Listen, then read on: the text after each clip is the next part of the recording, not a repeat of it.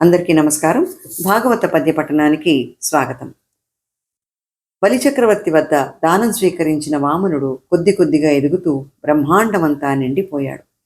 ఒక పాదంబున భూమి గప్పి దివి వేరొంటన్ నిరోధించి, ఒక పాదంబున భూమి గప్పి దివి వేరొంటన్ నిరోధించి, యొండొకటన్ మీది జగంబులెల్లదొడి యొండొంటిన్ విలంఘించి, పట్టక బ్రహ్మాండ కటాహముంబగిలి వేండ్రంబై పరుల్గానరాకొకడై వాగ్దృగలభ్యుడై హరి విభుండొప్పారే విశ్వాకృతిన్, హరి విభుండు ఒప్పారే విశ్వాకృతిన్. విశ్వరూపాన్ని ధరించిన త్రివిక్రముడు ఒక్క అడుగుతో భూలోకాన్ని, ఇంకొక అడుగుతో స్వర్గలోకాన్ని, మరి ఒక అడుగుతో పైలోకాలను కప్పివేశాడు. క్రమంగా అన్నింటినీ దాటిపోయినాడు.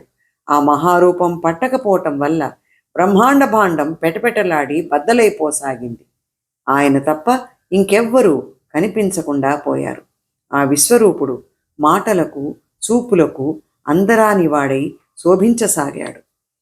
బలిచక్రవర్తిని చూసి వామనుడు, దానవా త్రిపద భూతలమిత్తునంటివి, త్రిపద భూతలమిత్తునంటివి, ధరణి చంద్రార్కులెందాకనుందురంత భూమియు ఒక్క అడుగయ్యనాకును, ధరణి భూమి అంతయు ఒక్క అడుగయ్యనాకును, స్వర్లోకమును ఒక్క చరణం బయ్యే నీ సొమ్ము సకలంబు నేడు రెండడుగులు, కడమ పాదమునకు కలదే భూమి, కడమ పాదమునకు కలదే భూమి, ఇచ్చెదనన్నర్థమీని దురాత్ముండు నిరయంబు పొందుట నిజముగాదే. ఓ ధనుజేంద్ర, 3 అడుగుల నేలనిస్తానంటివి.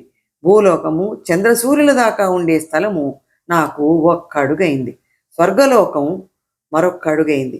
నీ సంపదంతా ఈనాడు 2 అడుగులతో సరి. ఇక 3వ అడుగుకి చోటేది? ఇస్తానన్న అర్థాన్ని ఇవ్వనివాడు నరకాన్ని పొందటం నిజం. ఇవ్వదలుచుకుంటే ఆ చోటు నాకు తొందరగా చూపు అన్నాడు.